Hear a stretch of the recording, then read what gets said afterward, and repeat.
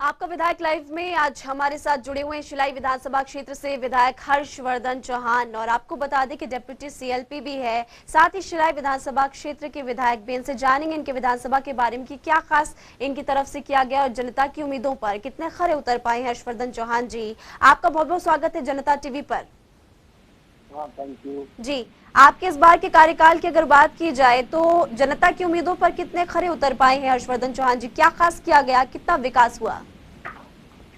निश्चित रूप से जो जनता ने मुझे जो विश्वास व्यक्त किया था 2017 में, उसके अनुरूप मैंने जो है क्षेत्र का विकास किया है। इस क्षेत्र की जो समस्याएं हैं वो विधानसभा के अंदर और विधानसभा के बाहर और सरकार के समक्ष समय समय पे मैंने उठाई है जी। और सरकार तो भारतीय जनता पार्टी की है, एक विपक्ष के विधायक की एक लिमिटेशन होती है जी। क्योंकि आपको पता है कि वे सरकार जो है विपक्षी विधायक के चुनाव क्षेत्र के साथ डिस्क्रिमिनेशन भेदभाव करती है जी। चाहे विकास के मामले में हो चाहे और इश्यूज हो। मगर मैंने जनता की आवाज विधानसभा के अंदर और विधानसभा के बाहर उठाई है जहाँ पे पूरे स्टेट के इश्यूज चाहे महंगाई है, बेरोजगारी है, भ्रष्टाचार है, यहाँ बहुत सारे करप्शन के इश्यूज जब भी प्रदेश में उठे हैं मैंने विधानसभा के अंदर उठाए हैं, सरकार को घेरने की कोशिश की है।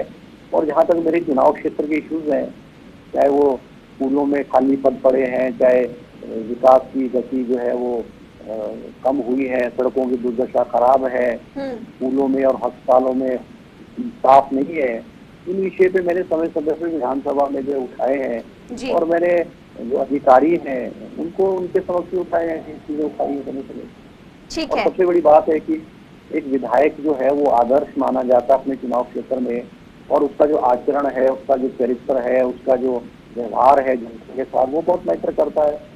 मैं अपने बारे में नहीं कह सकता, कहना चाहूंगा कि मैं क्या हूँ वो जनता शिलाई की जनता हिमाचल की जनता जानती है।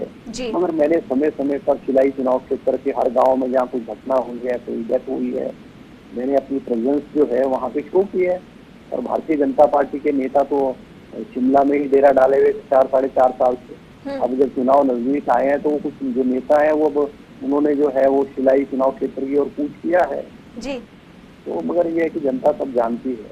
ठीक है, कुछ सवाल आपसे हम ये पूछते हैं जो कि जनता की तरफ से कहे गए हैं, जैसे कि 187 पद यहाँ पर टीचर्स के खाली हैं और यहाँ पर बहुत ज्यादा दिक्कतें लोगों को आ रही है, बच्चों की पढ़ाई पर भी असर पड़ रहा है, आप इस पर क्या कहेंगे? नहीं, निश्चित रूप से ये बहुत बड़ी समस्या है। ये जो पहाड़ी क्षेत्र है हिमाचल प्रदेश के, चाहे चंबा है, मंडी है, कुल्लू है, शिलाई है या सिरमौर है, वहाँ अध्यापक नहीं है। मैं तो कहता हूँ ये मुख्यमंत्री बहुत कमजोर मुख्यमंत्री है। तो वीरभद्र सिंह जी हुआ करते थे तो जो फर्स्ट अपॉइंटमेंट थी वो हार्ड एरिया और ट्राइबल एरिया में की जाती थी। मुख्यमंत्री जो कि कठिन क्षेत्र से हैं वो कठिन क्षेत्र की समस्याओं को भी जानते हैं, मगर इसके बावजूद भी उनकी सीरियसनेस नहीं रही है। वीरभद्र सिंह जी ने SMC, पैट, पैरा जो है जहाँ हार्ड एरियाज हैं, जहाँ रेगुलर टीचर नहीं जाते, पॉलिसी बनाई है। मगर पिछले 5 सालों में बीजेपी सरकार ने कोई ऐसी पॉलिसी नहीं बनाई है। मेरे शिलाई चुनाव क्षेत्र में चाहे सीनियर सेकेंडरी स्कूल कपट्टा है, शिलाई है, सोन है, कमरऊ है, कांटी मछुआ है, कोटी बॉन्च है, रोनाट है, खाली है। कॉलेजेस की ये स्थिति है। रोनाट कॉलेज जो है वो आज खुले हुए 4.5-5 साल हो गए हैं, सिर्फ 2 लेक्चर पे चला हुआ है। कपट्टा सीनियर कपट्टा कॉलेज है, वहाँ केवल 3 लेक्चरर हैं। तो बहुत बड़ी समस्या है। शिलाई में तो लगभग 700-800 बच्चे हैं। साइंस के जो साइंस स्ट्रीम के जो प्रोफेसर नहीं है, हिंदी और इंग्लिश के भी एक टीचर है। तो क्या एक प्रोफेसर जो है वो हिंदी और इंग्लिश के वो क्या 700 बच्चों को पढ़ा सकते? संभव नहीं है। मगर ये सरकार की हमारे वाले जो क्षेत्र है उनके प्रति जो नॉन सीरियसनेस है। और रोहनाट का कॉलेज की बिल्डिंग के लिए पैसा आया हुआ है, जमीन दी हुई 4.5 साल हो गए, मगर रोहनाट कॉलेज की बिल्डिंग को अभी तक आरम्भ नहीं किया गया है सरकार द्वारा जो है। तो ये भेदभाव नहीं तो और क्या है। एक और सवाल यहाँ पर ये है हर्षवर्धन चौहान जी की, ज्यादातर गांव ऐसे जहां पर सड़क सुविधा नहीं है, इसके अलावा शिलाई शहर के रूप में विकसित हो रहा है, लेकिन शहर में पानी की किल्लत, जब शहर में ही पानी की किल्लत होगी फिर गांव का क्या हाल होगा? नहीं, निश्चित रूप से आपकी बात बिल्कुल ठीक है। ऐसी बात नहीं, शिलाई का हर गांव सड़क से जुड़ा हुआ है जी। और मैं जब कांग्रेस की सरकार की बहुत सारा शिलाई चुनाव क्षेत्र को आया, हर शिलाई क्षेत्र का हर गाँव सड़क से जुड़ा हुआ है। अब छोटे छोटे जो बास हैं जिनको हम हैमलेट्स बोलते हैं वो रहे हुए हैं। मैंने प्राथमिकता से जो है बहुत सारे गाँव को जोड़ा। जुआ गाँव है, मैंने कोई 15 लाख रुपए MLA फंड से देकर उसको जोड़ा है। आउट है, भैड़ाल है, ये काब है, मानल, मेरी मानल है, बहुत सारे गाँव को मेरे एमएलए फंड से पैसे दे करके 5-5, 7-7, 10-10 लाख रुपए से जोड़ा है। बहुत चीजें आपके पास, ठीक है। सड़कों की हालत दयनीय है। मैं कह सकता हूँ पिछले 5 सालों में हमने जो सड़कों को पक्का किया था उसमें पैच नहीं लगाया है, टांकियां नहीं लगाई, आज गड्ढे से भरी है। चाहे नेशनल हाईवे 707 का बुरा हाल है, सबसे ज्यादा सड़क हादसे यहाँ पर होते हैं। बिल्कुल बिल्कुल। नेशनल हाईवे 707 हमने ये वर्ल्ड बैंक के प्रोजेक्ट का काम शुरू हुआ है, मगर जो उसके रोड की क्वालिटी है वो बहुत पुअर है। और मैंने तो समय समय पे विधानसभा के अंदर, विधानसभा के बाहर को उठाया है। लोगों के इश्यूज हैं, लोगों को एम्प्लॉयमेंट नहीं दी जा रही है, क्वालिटी ऑफ वर्क पुअर है, ठेकेदारों के साथ डिस्क्रिमिनेशन हो रहा है, पेमेंट टाइम की नहीं होती। और सबसे बड़ी बात है जो कंपनसेशन लोगों को मिलना चाहिए, अब सरकार कह रही है कि हमने तो 1960 में एक्वायर की थी, रोड 24 मीटर की थी, लोगों के सड़क बने हुए, लोगों के खेत बने, उनको तोड़ा जा रहा है और कंपनसेशन नहीं दिया जा रहा। और सरकार ने अब 24 मीटर का इंतकाल 2020 में करती है, तो सरकार इतने सालों तक कहाँ सोई हुई थी। तो ये लोगों से मैंने मुख्यमंत्री को कहा कि हाई पावर कमेटी भेजी जाए उस क्षेत्र में और इस समस्या को समाधान, मगर मुख्यमंत्री की काम पे जुड़ी रही थी। मुख्यमंत्री, मैं कह सकता हूँ मुख्यमंत्री बहुत नॉन सीरियस जो है, ये मुख्यमंत्री जयराम जी बहुत नॉन सीरियस मुख्यमंत्री है। और जो इश्यूज है उनके, इनकी गंभीरता ही नहीं है इनकी प्रति। चलिए, आपके विधानसभा क्षेत्र के अलावा आप थोड़ा राजनीति की ओर चलते हैं और सिरमौर की अगर बात की जाए तो कांग्रेस की राजनीति में इन दिनों बहुत कुछ हो रहा है, आप भी जानते हैं। आप क्या मानते हैं कि सिरमौर को इस वक्त बीजेपी कंट्रोल कर रही है, क्या कारण है और सिरमौर में कांग्रेस क्यों अब कमजोर होती जा रही है? गुटबाजी यहाँ पर काफी नजर आती है, ये आप भी भलीभांति जानते हैं। नहीं देखो, हर पॉलिटिकल पार्टी में, हर जिले में कुछ ना कुछ गुटबाजी होती है जी, मगर सिरमौर में ऐसा नहीं। सिरमौर एक समय में कांग्रेस का गढ़ रहा है जी, और निश्चित रूप से आने वाले समय में भी हम कांग्रेस पार्टी जो है 500 सिरमौर से जीतेंगी।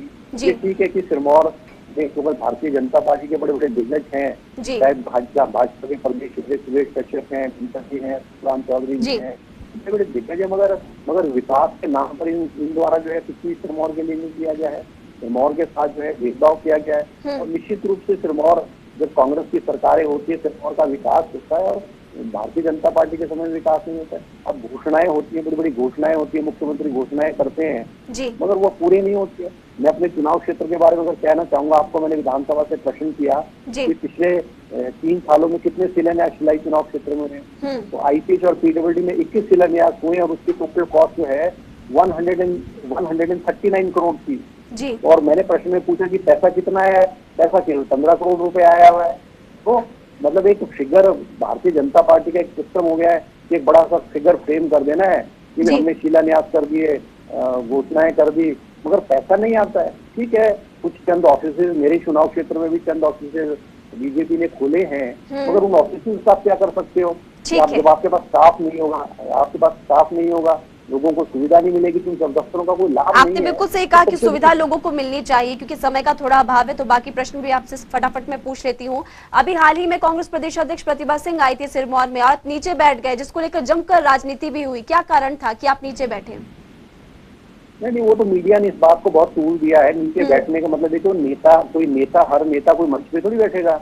अब अगर कोई नेता नीचे बैठ जाए तो वो न्यूज बन जाती है। नेताओं को तो मंच छोड़ करके जनता के बीच में नीचे बैठना पड़ेगा। मैंने तो संदेश, जो जनता को, लोगों को संदेश देने की कोशिश की थी कि जो मंच है वो केवल नेताओं के लिए नहीं, और नेता नीचे भी बैठ सकते, मगर मीडिया ने उसको क्लिप करके जो उसको दूसरी तरफ से वो तोड़ मरोड़ करके पेश करके करने, गुटबाजी के रूप में पेश करने की कोशिश की। ठीक है, मैंने तो उसी को डिनाई किया था, ऐसा कुछ नहीं है। जी, क्या आपको नहीं लगता कि विकास के मामले में सिरमौर बाकी जिलों के कंपैरिजन में काफी पीछे चल रहा है? नहीं देखो, मैंने जैसे कहा कि भाई जब भी कांग्रेस की सरकार हुई, सिरमौर में विकास हुआ जी, विकास रोका भारतीय जनता पार्टी ने है। और निश्चित रूप से कह सकते हो सिरमौर भी और जिलों के मुताबिक जो है वो आगे बढ़ा है। अगर आप इन टर्म्स ऑफ करें, मैं कह सकता हूँ Sirmaur per capita income, Sirmaur की आप कहते हो सिरमौर पिछड़ा, मगर in terms of per capita income Sirmaur आज 5वें-6वें नंबर पे हमीरपुर से आगे है। और मैं आपको कह सकता हूँ, मैं जिला शिलाई चुनाव क्षेत्र के आज लगभग 100 से अधिक जो क्लास 1 ऑफिसर, एसडीएम है, डीएसपी है, तहसीलदार हैं, कॉलेज में प्रोफेसर हैं, बहुत सारे लोग आज चल करके आगे बढ़े। वो सिरमौर, जो एक सिरमौर को कहते थे, सिरमौर में मान लो हमारे लोग शिमला में मजदूरी का काम करने आते थे, आज वो सिरमौर नहीं है। आज सिरमौर चाहे इन टर्म्स ऑफ एजुकेशन है, इन टर्म्स ऑफ नौकरियां है, चाहे फाइनेंशियल रूप में जो है, तो सिरमौर आगे बढ़ा है। मगर जितना बढ़ना चाहिए था उतना नहीं है। कहते विकास की कोई सीमा नहीं है, विकास जितना कम हो वो उतना कम है। अगर निश्चित रूप से कांग्रेस की सरकार बनने पे जो कमी डाली गई है सिरमौर में, इसको हम पूरा करेंगे। ठीक है, आखिरी सवाल मेरा ये कि 10 में से आप खुद को कितने अंक देना चाहेंगे, कितना विकास आपके क्षेत्र में हुआ? नहीं, 10 में से मैं अपने आप को देखो 8 अंक देना चाहूंगा जी। और 8 अंक देना चाहूंगा। और MLA फंड का मैंने हर पंचायत में बांटा है, बराबर बांटा है। और इसका पूरा फेसबुक और व्हाट्सएप पर डाला है। डिस्क्रिमिनेशन किसी भी क्षेत्र से किया है नहीं, चाहे मुझे वोट दिए नहीं दिए हैं जी। और बहुत सारी इश्यूज है। हॉस्पिटल, मुख्यमंत्री जी ने शिलाई हॉस्पिटल के सिर्फ कहा कि हमने इसको 100 बेडेड सिविल हॉस्पिटल कर दिया है। डॉक्टर 4 हैं, बेड भी आज 20 हैं, वही हैं। तो बहुत सारी इश्यूज हैं जो मैं तो मुख्यमंत्री के समक्ष बार बार उठाता हूँ। और एक विधायक का क्या फर्ज है कि जनता के, सरकार के समक्ष विधानसभा के अंदर विधानसभा इश्यूज उठाए। अगर सरकार ना करे तो विधायक क्या कर सकता है? हम ये लड़ाई जो है विधानसभा के अंदर, विधानसभा के बाहर जो है निश्चित रूप में लड़ते रहेंगे।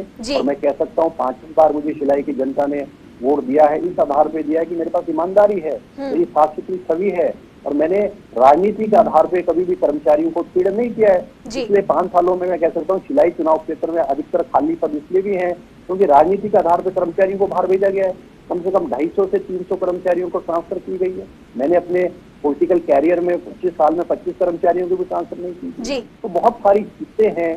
जनता की परसेप्शन, जनता की सोच हम नेताओं के बारे में क्या है वो दैट इज मोर इम्पोर्टेंट। अपने आप को तो मियां मिठू नहीं मैं बनना चाहूंगा। जनता सब जानती है, पब्लिक है, ये सब जानती है, तो ये बातें हैं। ठीक है जी, आपका बहुत बहुत शुक्रिया जनता टीवी के साथ बातचीत करने के लिए। तो आपको बता दें हमारे साथ शिलाई विधानसभा क्षेत्र के विधायक इस वक्त मौजूद थे और उनकी तरफ से बताया गया कि उनके विधानसभा क्षेत्र के साथ थोड़ी बहुत अनदेखी की गई है सरकार की तरफ से, हालांकि फिर भी इनके विधानसभा क्षेत्र में काफी विकास इनकी तरफ से किया गया।